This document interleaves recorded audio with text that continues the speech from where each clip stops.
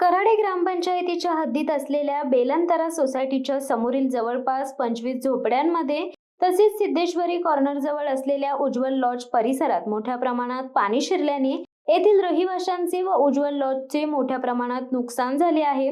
सदर बाब येथील रहिवाशांनी शेकाप पक्षाचे स्थानिक नेते दशरथ शेठ गायकर व भाजपचे किरण शेठ माळी यांना सांगितली। या दोघांनी पनवेलचे तहसीलदार, तलाठी, पाताळगंगा MIDCचे अधिकारी, कराडे ग्रामपंचायतीचे ग्रामसेवक यांना मोबाईलद्वारे संपर्क साधून या समस्येबाबत माहिती दिली। समस्येचे गांभीर्य जाणून MIDCचे अधिकारी श्री राऊत, श्री राठोड, ग्रामसेवक श्री आंधळे ताबडतोब घटनास्थळी दाखल झाले। यावेळी दशरथ शेठ गायकर आणि किरण शेठ माळी यांनी ठिकठिकाणी साठलेल्या भागाची पाहणी केली। तसेच बांधकाम व्यावसायिकांनी नैसर्गिक नाले कशा प्रकारे बुजवले हे उपस्थित अधिकाऱ्यांच्या निदर्शनास आणून दिले। यावेळी MIDCचे अधिकारी श्री राऊत यांनी 1-2 दिवसात पाणी जाण्यासाठी वाट काढून दिली जाईल व यापुढे पाणी तुंबून कोणाचे नुकसान होणार नाही असे आश्वासन दिले। मात्र रसायनी पाताळगंगा औद्योगिक क्षेत्रात मुंबई, ठाणे, नवी मुंबई परिसरातील अनेक नामवंत बिल्डरांनी जागा घेऊन टोलेजंग इमारती उभ्या केल्यात। गडगंज असलेल्या बिल्डरांना येथील स्थानिक पुढाऱ्यांनी हाताशी धरून आपले बस्तान बसवले। काही बिल्डरांनी मनमानी कारभार केल्याचे दिसून येत आहे।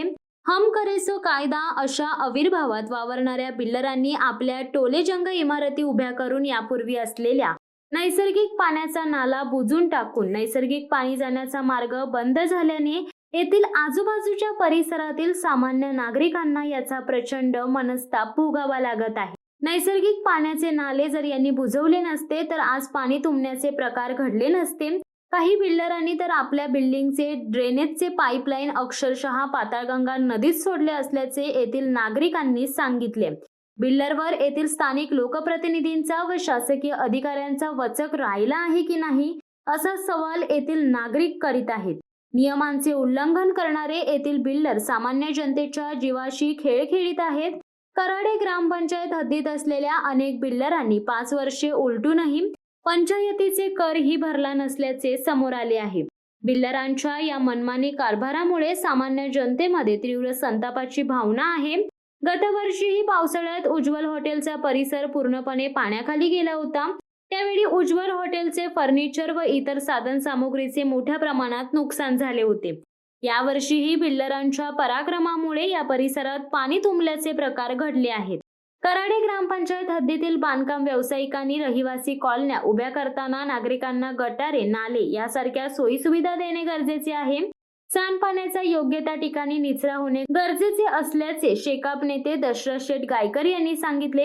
तर बिल्डरांनी लवकरच बिल्डिंगची OC ग्रामपंचायतीकडे देऊन ग्रामपंचायतीची घरपट्टी भरावी, जेणेकरून ग्रामपंचायतीच्या उत्पन्नात वाढ होऊन गावासाठी विकास कामे करता येतील असे किरण शेठ माळी यांनी सांगितले। पावसाचे पाणी सर्वत्र साठल्यावर तेथील रहिवाशांनी दशरथ शेठ गायकर आणि किरण शेठ माळी यांना आवाज दिल्यावर ताबडतोब मदतीसाठी धावून आल्याबद्दल येथील रहिवाशांनी त्यांचे आभार मानले।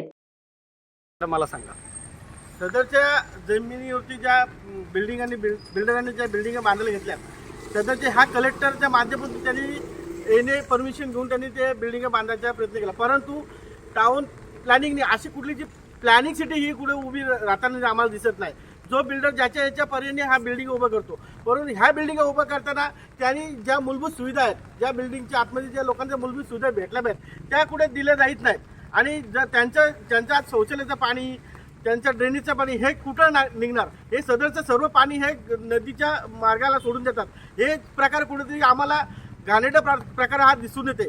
ग्रामपंचायत ॲक्शन घ्यायला सदरच्या बिल्डरांनी त्यांना बिल्डिंग कंप्लीशन सर्टिफिकेट मिळाला असेल तर त्यांनी तो ग्रामपंचायतीला वर्ग केला होता आणि त्याच्यानंतर ग्रामपंचायतीचा रोल येतोय। कारण ह्या जागा शेतकरी महसूल विभाग असल्यामुळे गावठाणाच्या महसुली जागेमध्ये ग्रामपंचायतचा विषय येत नाही। ज्यावेळी ह्या ग्रामपंचायतीला कर वसुलीसाठी जेव्हा हँडओव्हर होतील तेव्हा ग्रामपंचायत याच्यावरती रोल येईल। आणि ॲक्च्युली जर ग्रामपंचायतीने अशा बिल्डिंगांना कर लावताना या सगळ्या सुविधा दिल्या आहेत का ह्याची पूर्ण तपासणी करूनच या बिल्डिंगांना पुढची परमिशन दिली पाहिजे। मी रसायनी हॉटेलचे मॅनेजर बोलते। जो नाळा पहिले हा बेलेंद्रा कॉम्प्लेक्सचे जे दलाल त्यांनी जो नैसर्गिक नाला जो नदीपर्यंत जात होता तो नाळा फिरवून आमचे रसायनी हॉटेलच्या शेतामध्ये टाकला, प्रायव्हेट लँडमध्ये टाकला।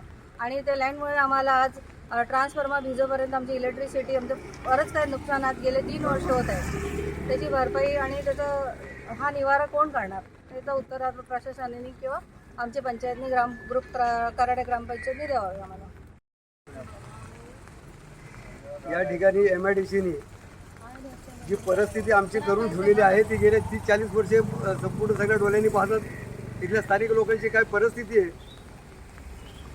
त्या ठिकाणी MIDCने कुठल्याही गटार, कुठल्याही सुखसुविधा, फक्त आमच्या जमिन्या घेतल्या आणि आमच्या तोंडाला पाणी पुसला. परंतु आता एकच MIDCने जर ह्या संपूर्ण सगळ्या ह्याच्यावरती जर पर्याय तोडगा जर काढला नाही तर मग मात्र MIDCच्या विरोधामध्ये तीव्र आंदोलन छेडला जाईल. MIDCच्या अधिकाऱ्याला त्या ठिकाणी आम्ही बसू देणार नाही. MIDCचं कुठल्याही गाड्या ह्या ठिकाणी फिरून देणार नाही. कारखाना आम्ही बंद पाडू, एवढंच एक शेवटला सांगतो. कारण आता मात्र संशक्तीच्या पलीकडची आमची भावना तीव्र झालेल्या आहेत. आणि आता जर ह्या ठिकाणी हा जो काही नाला आहे, कुठलाही जे नैसर्गिक नाला होतं त्याच्यासाठी MIDCमध्ये आम्ही मिटिंग लावली होती. MIDCने सांगितलेलं बाबा जो वरचा पाणी जो आहे तो वरचा पाणी खाली आला पाहिजे. त्याच्यासाठी जे सरकारने आणि गव्हर्नमेंटनी PWने जे दिलेले जे नालं होतं ते बिल्डर लोकांनी बुजवलं. ह्याचा संपूर्ण सगळा हात हा MIDC आणि बिल्डर याही संपूर्ण सगळा मिळून या भागामध्ये सत्यानाश करून ठेवलेला आहे. तो जर आता जर झाला नाही, त्याच्यावरती जर काही तोडगा MIDCने काढला नाही तर मग मात्र MIDCच्या ऑफिसला टाला ठोकला जाईल, एवढंच या ठिकाणी बोलतो. शिवसत्ता टाइम्ससाठी आनंद पवार, रसायनी.